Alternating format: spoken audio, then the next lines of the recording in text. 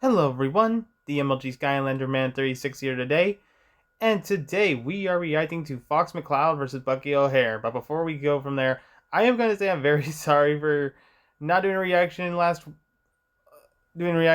6 days ago. I was busy with Thanksgiving and having to catch up on Christmas gifts. It was a very busy week for me, and I was just not able to put a reaction into anything. And when everything finally calmed down, I managed to work out something here today. And we are just coming back with Fox McCloud versus Bucky. The only character I know here is Fox, being the fact that yes, he's the leader of Star Fox.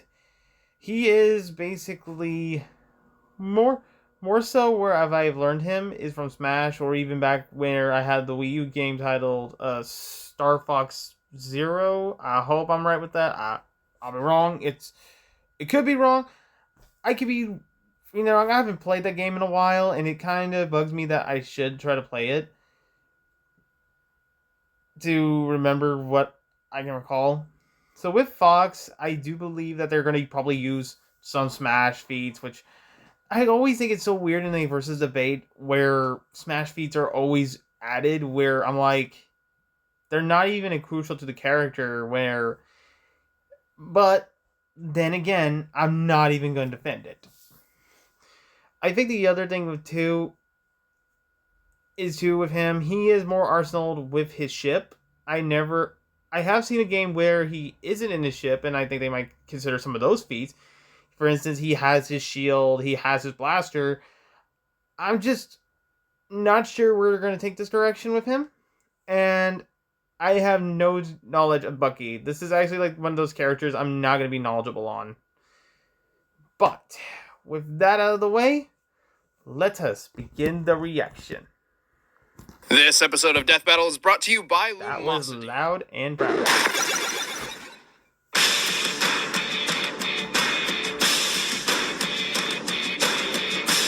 In the depths of space, who knows what awaits mankind? Probably some brain-sucking aliens who need an introduction to my fist. But what if the final frontier was a little more furry? Fox McCloud, captain of the Star Fox Commandos. And Bucky O'Hare, captain of a galactic-wide rebellion. He's Wiz and I'm Boomstick. And it's our job to analyze their weapons, armor, and skills to find out who would win a death battle. It's about time you showed up, Fox. I'll do my best. In his youth, Fox was a pilot prodigy studying at the Cornerian Flight Academy. He was raised by his single father, James, who founded a team of mercenaries known throughout the universe as Star Fox. With Pigma, the ugliest pig you've ever seen, and Peppy, a rabbit older than the greeters at Walmart. But it wasn't long before something went horribly wrong. Checkers and rallies do pretzel. Oh my god. Onto the announcement.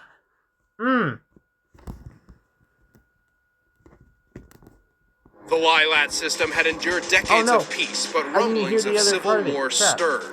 The empire of planet Venom. Walmart. But it wasn't long before something went horribly wrong. The Lilat system had endured decades of peace, but rumblings of civil war stirred. The empire of planet Venom was rising with their new leader, Andross. A giant evil monkey with Rayman hands. Fearful of triggering a civil war, the Cornerian Republic secretly hired the Star Fox freelancers to investigate. But upon arrival, James was betrayed by Pigma, who was secretly in league with the monkey mogul. Which is why pigs are for eating and nothing else. What? Outraged at the Cornerian government for refusing to respond, Fox McCloud abandoned the academy. Under Peppy's wing, he formed a new Star Fox team alongside fellow dropouts Falco Lombardi and Slippy Toad. The result was a squad like nothing seen before. Emergency, incoming enemy fighters. Prepare for launch.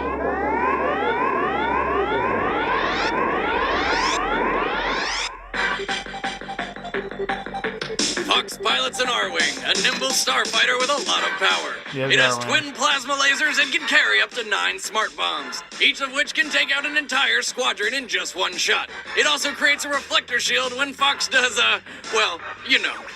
a barrel roll.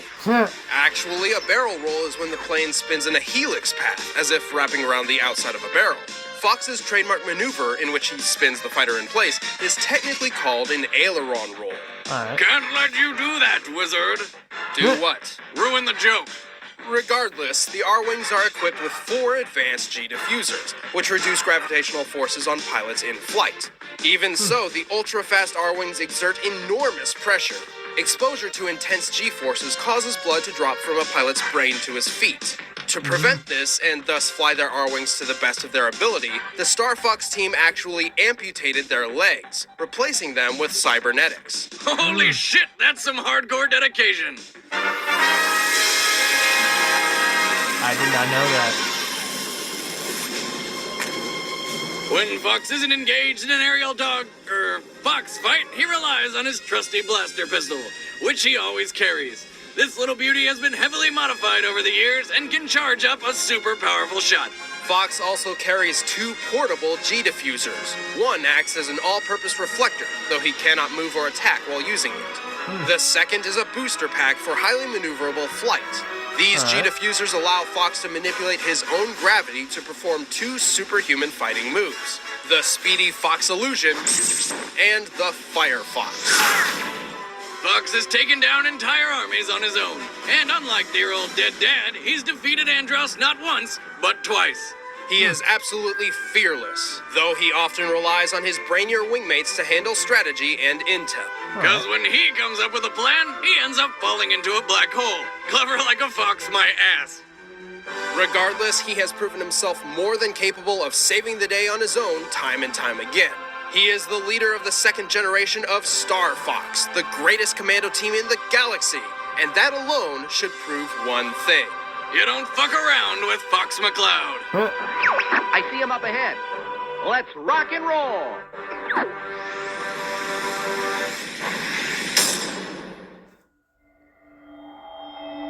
I know what you're thinking. Just who is Captain Bucky O'Hare? Well, prepare to be reminded or introduced to the greatest cartoon rabbit since Bugs Bunny.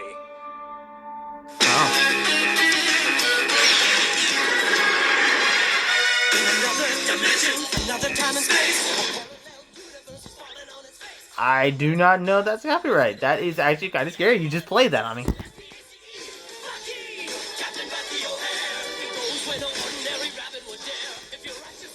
Yeah, they're just still playing the whole intro, so I'm not gonna even bother trying.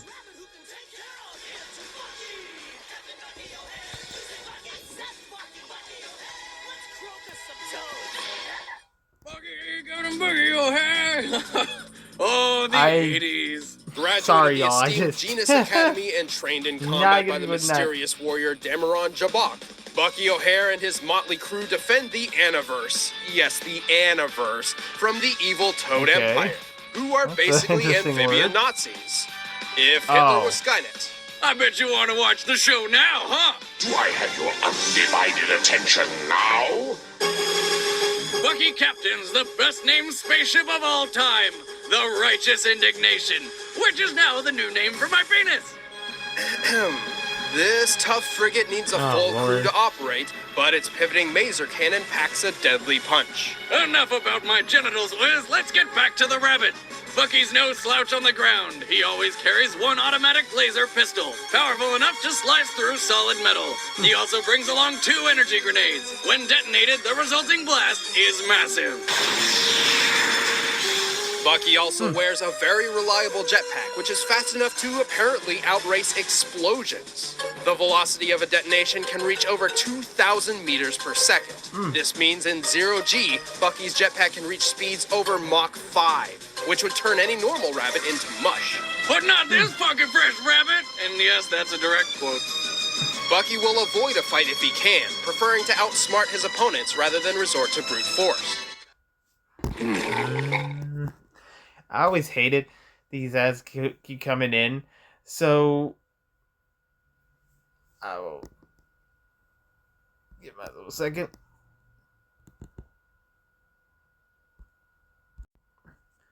And we're back. Sorry. Ads like that always get me mad when they take too long.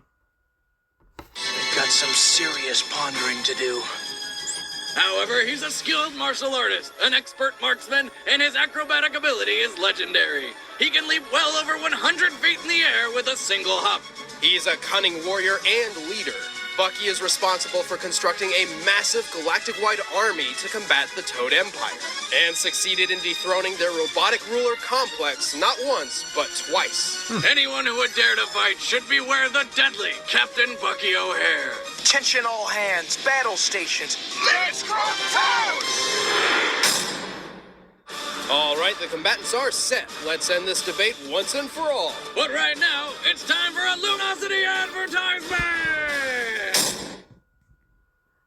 A lot of Death Battle's combatants are extremely clever. Maybe they use Lumosity. Maybe. Lumosity.com is a simple but effective personal trainer to enhance your memory and... To me, that is harder, because I kind of said, like, before.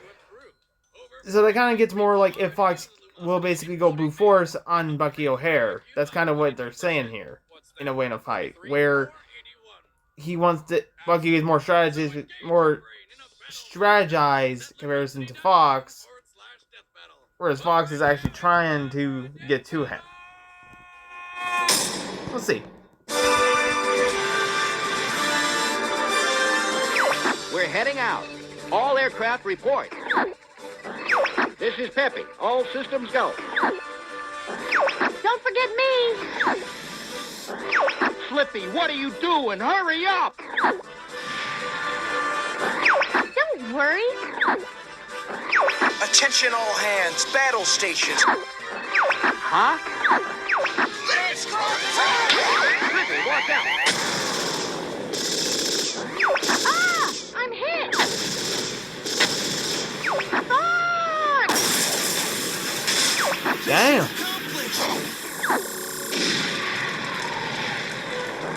Scratch one boat. There's one more to go. Good luck.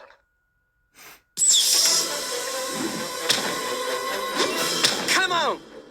Forward! Ooh. Toad, yeah? Miss! Ooh. Oh!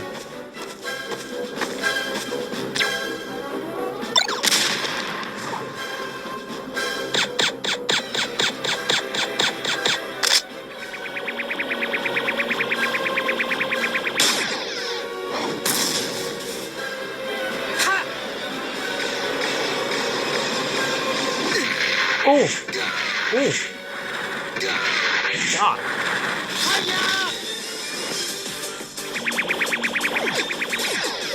Alright, in the air.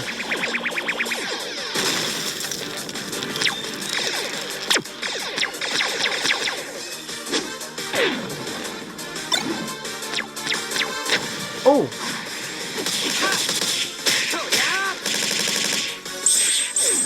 Oh! Oh no.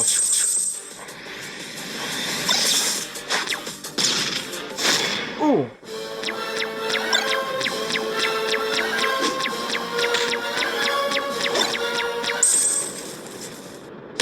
Oh. And oh, there's his leg. Oh.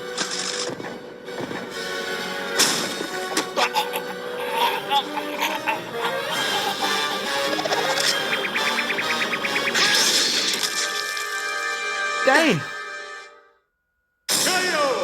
Calamity and woe.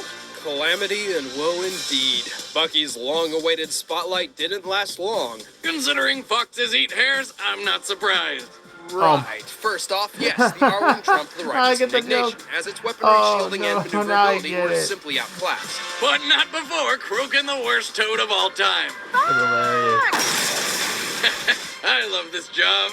Bucky's ship is a tough old bird, so a fight to the finish on the ground was inevitable. Both Bucky and Fox had blow-by-blow counters. Fox's reflector and Bucky's acrobatics could avoid laser fire. Fox is fearless, but Bucky is cunning. Fox is faster on land, but Bucky is faster in the air. The deciding factor was experience.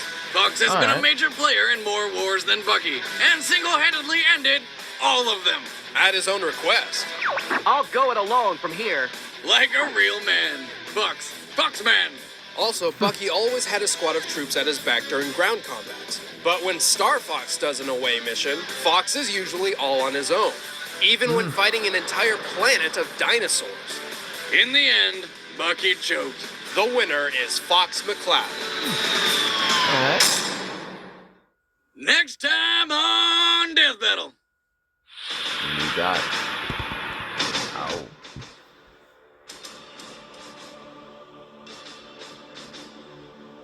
Terminator versus RoboCop.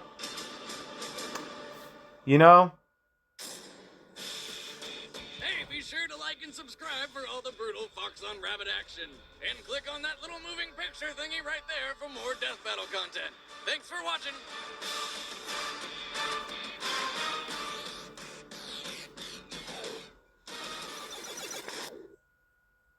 you know, just for my sake, I have to say that was more of a good fight. I ain't gonna lie, that was really good, interesting. And the fact is, you know, I have to say I didn't know about the fact that his legs were amputated. That's a new one for me. I guess that's the one thing that really could have also factored if he lost his legs. But hey, he still managed. I guess I didn't think about the fact of it being speed over air air mobility, but hey, that actually is kind of fair in certain cases. But when it comes to experience, yeah, I could see why Fox wins that, because the fact I actually now know that I do know that he's one of the strongest, and he even chased Wolf all the way. In which I'm going to be honest, is only a Nintendo thing, if you understand me. Fox chased him to Wolf into another galaxy, being in the Switch version of Starlink, which is a crossover. Which, I mean, it's not canon, but still did that. And he's fought weirder creatures. Because let's be honest, in this earlier sense, with how Death Battle handled these characters back then, I could have pictured that also being a feat. But then again, I'll be wrong. We didn't really get to see we only get to see the R-Wing do one thing. I kind of wish there was more to it, but I guess it was just limited at a time. So, yeah, I'm not mad at that. The next time RoboCop versus Terminator, how many times have I seen this argument debate? And the fact that it happened in Mortal Kombat 11 is honestly funny and hilarious. To where now I kind of wonder how that will go here in Death Battle. It's been a while since I've seen the episode, and I might be more impressed for this one. And I think I'm going to be right on this. This was the first Torian episode, so I'm going to be glad to see what it was like back then. But if you guys enjoyed that reaction, please like, comment, and subscribe. And I will see y'all in the next one. Later.